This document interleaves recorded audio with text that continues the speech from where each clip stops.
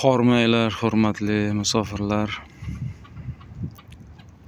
Ishlaringiz yaxshimi? Hamma sog', omonmi? Mana bugun ham ko'l bo'yiga chiqdim. Endi hozir yozishlaring mumkin, lekin hech kim yozmayapti. Izohda yozsalaring men bilgan bo'lardim. Bu faqat manzarani ko'rsatar ekan, ishlab turuvchi kanali deb o'ylamanglar. Sizlar bilan savol javob qilishim uchun obunachilar soni yetishmayapti. Siz obuna bo'linglar va jonli efir qilishga harakat qilaman. Va o'shanda savollaringga javob berishga harakat qilaman. Xo'p. Hozir boshlanishi qanday bo'lyapti? Boshlanishi shu kelib ishlamoqchi bo'lganlar haqida men video olyapman. Bu jonli efir emas, bu video yozib olib YouTube'ga joylashtiryapman.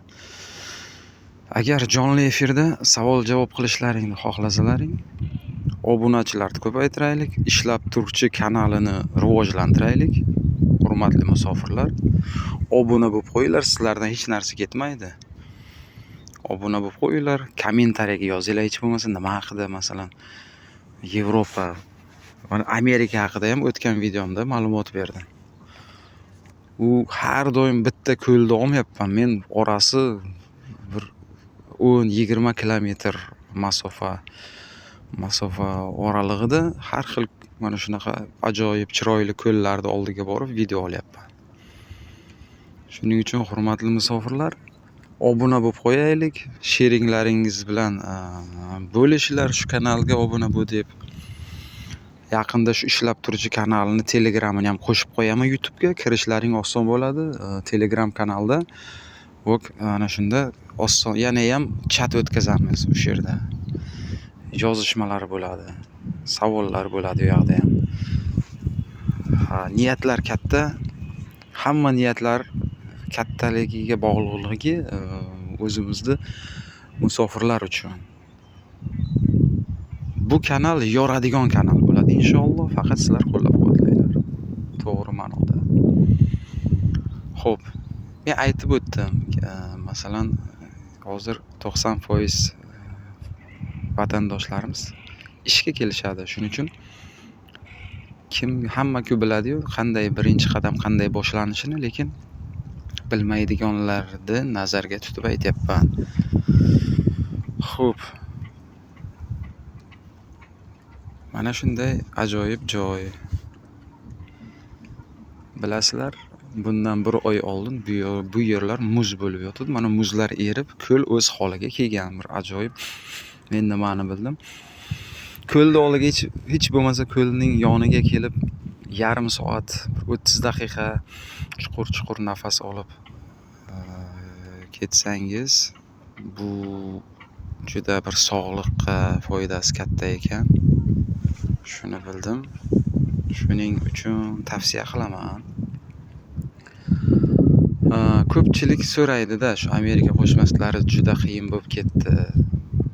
Bu hamma narsa lekin qiyin. Bunda olib qaraganda, lekin men nima degan bo'lardim? Urinib ko'rishdi hech bo'lmasa. Endi shu o'zbekchasi qanday bo'lar? Riskovat deydi-ku, riskovat.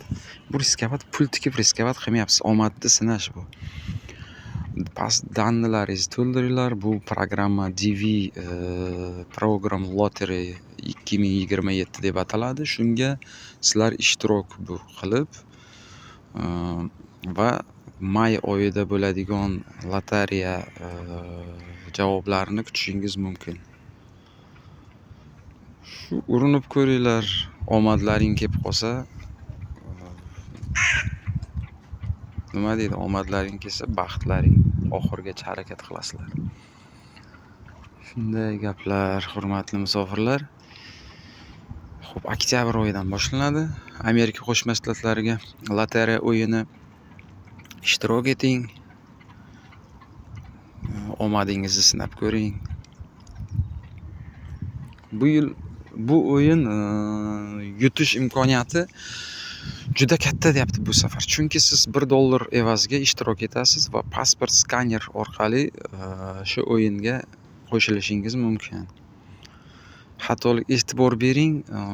Nima desam bo'ladi? Mana bu pasportda yozilgan ism familiyangiz xato qilmay, xuddi pasportdagiday yozishga. Endi Rossiya masalasida, mana Rossiya, Qozog'iston bizga yaqin davlatlar. Endi Qozog'iston o'ylashimcha unaqa patent degan narsa yo'q. Bunda Rossiya hududida patent bor. O'tgan videolarga ham aytganman. Kimdir o'tgan videoni ko'rmay, bu videoni ko'rishi mumkin. Shuning uchun yana qaytarib o'taman. Rossiyaga kelganingizdan keyin 90% vatandoshlarimiz rabotani belgilab keladi. Shu rabotani belgilagan kuningizdan siz patent qilishga majbursiz. Xo'p, siz registratsiya qilmasdan, 3 oylik registratsiya qilmasdan, to'g'ri, Krasniy tekstilshik, Saxarova, endi katta shaharlar joyini aytyapman. O'sha joylarga FMS markazi bor, migrantlar bilan shug'ullanadigan bo'lim. Siz borib med ko'rikdan o'tib qo'yasiz. Med ko'rikning javobi 5-6 kun, uzog'i 1 hafta ichiga javobi chiqadi. Shu 1 haftaga siz vaqtingiz bo'ladi. Siz med ko'rikga o'tganingizdan keyin registratsiyaga o'tib qo'yishingiz mumkin, registratsiya qilishingiz mumkin. Turadigan manzil, bazadan chiqadigan joyga harakat qilib. Xo'p, med ko'rikning javobi chiqqandan keyin patentga podacha bo'ladi. Bu patentga topshirish.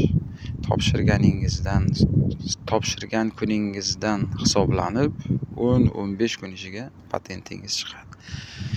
Bu har doim aytib o'taman, sertifikati, til sertifikati borlarga taalluqli. Til sertifikatingiz bo'lmasa, mana med ko'rigidan o'tgandan so'ng til sertifikatiga harakat qiling. Imtihon bo'ladi rus tilidan. Hozir aytishlaricha osonligi qanday? Kompyuter oldiga o'tirasiz, 20 ta savol.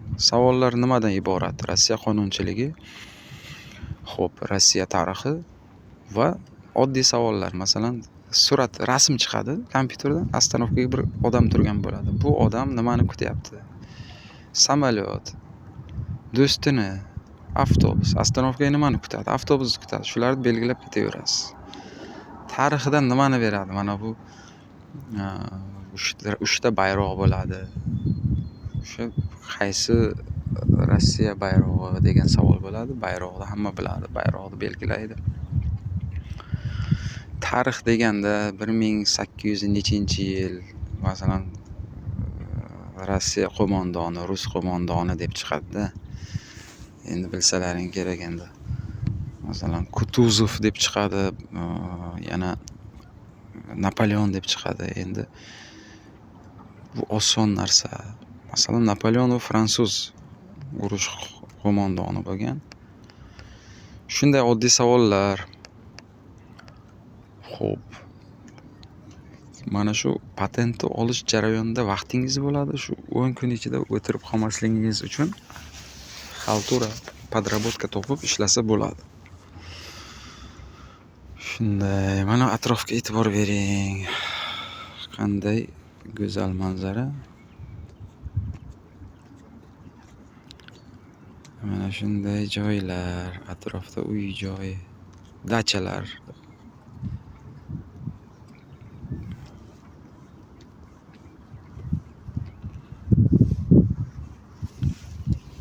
G'ozlar hozir suzib yuradi, yana bitta g'oz. Ovozlari chiqmay qoldi. Ular ham meni tinglashyaptimi deyman-da. Jim bo'lib qolishdi. Bu kanal yoraveradimi deyman.